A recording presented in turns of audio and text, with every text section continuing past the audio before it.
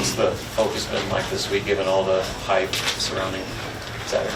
Oh, I think that the focus has been good. Coach Frost, he set the tone right away in the team meeting. There's going to be a lot of distractions. There's going to be a lot of media around, a lot of hype going around, but we need to focus on our job, and I think the kids have done a good job so far. What stands out about Fields when you watch him on tape? Well, probably the same thing with you guys watching, right? He's big, he's fast, he can throw it really good, and he's operating their offense right now. Probably the question mark with him was, can he come in and take command of that offense? And so far, he's done a pretty good job of doing that. So he's a really good football player, and he's going to be a good challenge for us. Who's playing him on the scout team this week? We've got a few different guys, but we've got Luke McCaffrey down there giving us some reps. I know he's got to stay up with the offense some, and because he's a part of their package as well. So, but he's giving us some reps, and then obviously Matt Masker's done a great job at quarterback all along. So it's Braden Miller. I'm sure there's plays that like that back from last year's game, but there's some things your defense did really right in that game against Ohio State. What do you recall you guys doing well in that particular game, and how can you transport that?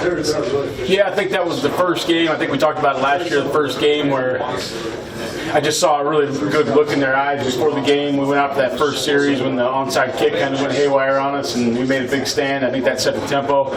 We got some turnovers, which was huge in that game, and I think they played really, really hard. Obviously, Ohio State gave us did a good job formationally with a few plays that we needed to fit that we probably hadn't got to because we were still getting to the base of the system.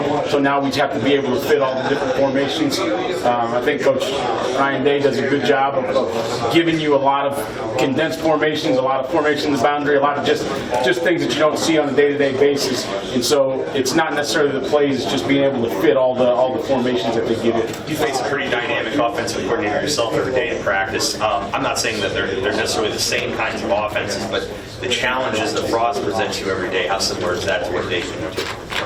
Yeah, I think it's a very similar situation. Like you said, there's a few differences in the offense, but there's a lot of similarity. One similar thing is when we play against our offense, we don't know what we're going to get. The tendencies aren't huge. The formations never stay the same. I think that's similar to Ohio State. They showed a lot of different things on film. Not a lot of tendencies to dial in with 3 games in, a new offensive coordinator, new head coach. So it's much like that. You have to play rules football. You have to know your assignments, and you have to give your eyes in the right spot. There's been a lot of talk about J.K. Dobbins leading into this game, but what stands out about Master T? Master T is a really good back on the backfield. Can catch the football, make some things. Talking about number 30? Yeah, the freshman. Yep. He can do some things on the backfield. They're just different backs. I think J.K. Dobbins is sometimes I know a lot of these guys' names. I don't know a lot of them by number, but J.K. Dobbins does a great job of being a good mix of a cut back and also a power back. I think he gives them what they want, and then he can get spelled by T when they need to do some other things in the offense. More of a speed guy, more of an out of the backfield type guy, and he can do a lot of things. How do you feel about their offensive line? Do you guys think the D-line can get to Dobbins and Fields? Yeah, their offensive line is a good group. It's a big group. It's a physical group. They've done a nice job. They got a grad transfer in there. They've got a couple returning starters. I think our D-line's pretty good. So I think that's going to be a really good matchup up front.